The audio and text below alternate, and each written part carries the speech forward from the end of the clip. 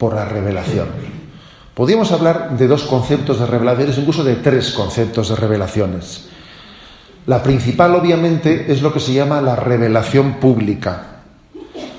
Cuando hablamos de la revelación, así generalmente nos referimos al depósito de la fe que Jesucristo, que Dios ha ido descubriendo en toda la historia de la salvación y que ha culminado en Jesucristo.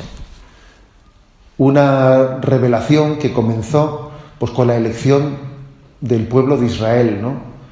Con ese Abraham, padre en la fe, que comenzó un camino en el que Dios se fue mostrando poco a poco, un camino que apuntaba hacia una plenitud, que era la llegada del enviado de Dios, del Mesías a nosotros. Toda la revelación del Antiguo Testamento apunta a Jesucristo. Él es el culmen de la revelación. Y esa revelación concluye, la expresión, la explicitación de esa revelación concluye con la muerte del último de los apóstoles.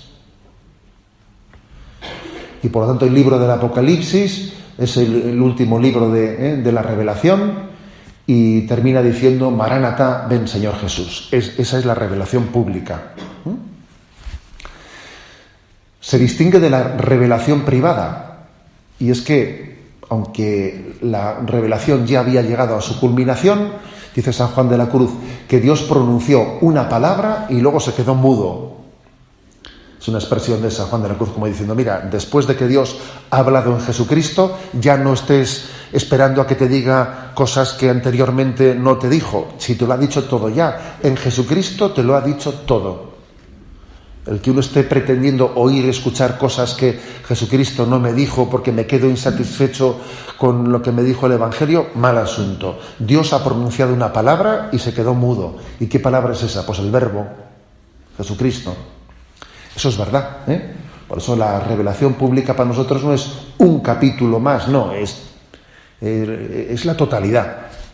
Pero es cierto que en esa dinámica de la encomienda de aquí tienes a tu hijo, la madre, en el estilo que tiene ella, está continuamente preocupada por nosotros y está continuamente preocupada de que recibamos esa revelación que ha sido entregada al mundo en Jesucristo. Está preocupada por ello. Entonces, lo que se llama las revelaciones privadas, no la revelación pública, sino las revelaciones privadas, pues es la acción pedagógica de la Virgen María, que en momentos claves, en momentos de gran necesidad, en momentos de crisis, pues interviene, se acerca a nosotros y tiene determinadas apariciones o determinados momentos en los que María se muestra a personas elegidas para recordar al mundo lo que es la revelación pública. No para decir cosas distintas a la revelación pública, sino para recordarlas,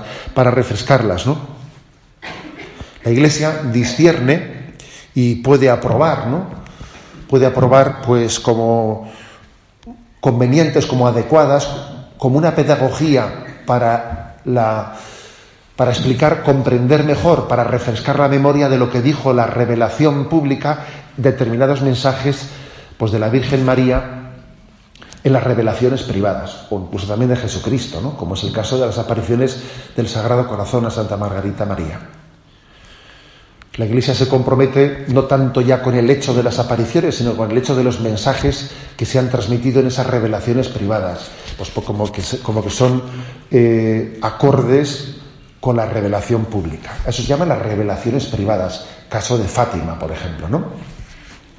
Pero existe también un tercer concepto de revelación pública, revelación privada, y también hay otra forma de utilizar el término revelación, un poco, digamos, analógicamente, que es el de revelación interior. Sí, también dice San Pablo: el Señor quiso revelar en mí su misterio, ¿no? Y es verdad que en momentos determinados de conversión solemos tener también una experiencia de un conocimiento interno, lo que dice San Ignacio, ¿no? Como una revelación interior de algo que lo sabíamos en otro nivel, pero Dios nos lo ha como dado a conocer interiormente. Y este ha sido un don especialmente entregado a María. en esa encomienda. El don de asistir a las conversiones de muchas almas que en un momento determinado han tenido un encuentro con Dios en el que María ha asistido a ese encuentro, ha sido como la que ha asistido a un parto, para que la luz de Jesús se revele, la luz de la fe se revele en muchas almas que vivían a oscuras, ¿no? Toda conversión es una especie de parto, y a veces un parto doloroso, al mismo tiempo que gozoso, pero también doloroso. Y María tuvo un parto virginal cuando Jesús vino al mundo. Tuvo un parto doloroso cuando su hijo pues entregó en la cruz su vida por el mundo. Y tiene también un parto gozoso, doloroso con nosotros para dar a luz nuestra conversión. Por tanto, de la revelación pública, María es la primera receptora de esa revelación pública. Y a partir de ahí, ella, puntualmente, excepcionalmente, ella es protagonista de algunas revelaciones privadas, hemos puesto el caso de Fátima, excepcionalmente y de una manera mucho más frecuente y continua y ordinaria, ella está asistiendo en las revelaciones interiores que Dios nos hace para ayudarnos a la conversión. Hablemos de las revelaciones privadas en este momento. Con respecto al discernimiento sobre las revelaciones privadas, hay que decir que tenemos mucha menos noticia de los primeros siglos de la Iglesia que de los últimos momentos. Tenemos mucho menos noticia. Por una parte porque es normal que no tengamos noticia de los siglos VI y VII, porque es muy difícil guardar los testimonios, ¿no?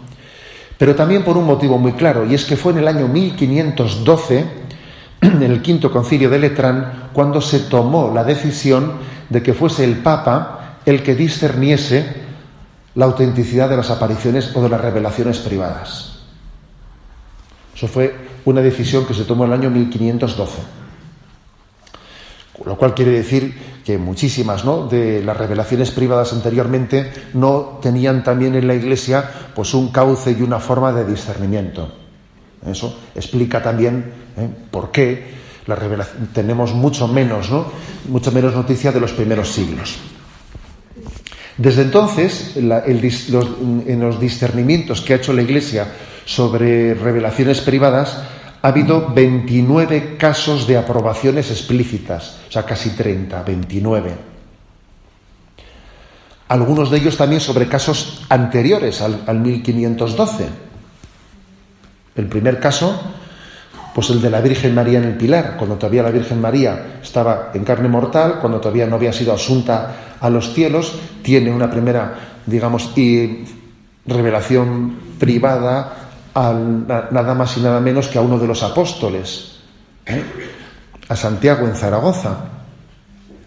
Sería, un caso de bilocación, sería un caso de bilocación, propiamente más que de un caso de aparición de la Virgen María. Está también el caso de Santo Domingo de Guzmán y la Virgen del Rosario, y de San Simón Stock y la Virgen del Carmen. En el año 1531, la de Guadalupe, 1830 la Milagrosa, 1846 la Salet, 1858 Lourdes, pero hay que decir que más de la mitad de esas revelaciones privadas aprobadas son del siglo XX, son de hace un siglo, ¿no? Lo cual también da a entender que esa encomienda que el Señor ha dado a María ha alcanzado especialmente su cénite, pues en los últimos tiempos. Puede tener la explicación, el hecho de que se concentre en la mayoría pues en el último siglo, también la explicación de que en los primeros siglos no estaba eso, ni es tan fácil que exista noticia de lo que ocurría en otros lugares, ni además estaba encauzada la manera de discernirlo. Pero también yo creo que hay motivos, para sospechar, para suponer que María va interviniendo de una manera más incisiva en la medida en que los hijos lo necesitan, en la medida en que la secularización y el olvido de Dios pues se hace más patente, en nuestro mundo. Una madre no se puede quedar con los brazos cruzados viendo cómo sus hijos se pierden. Pues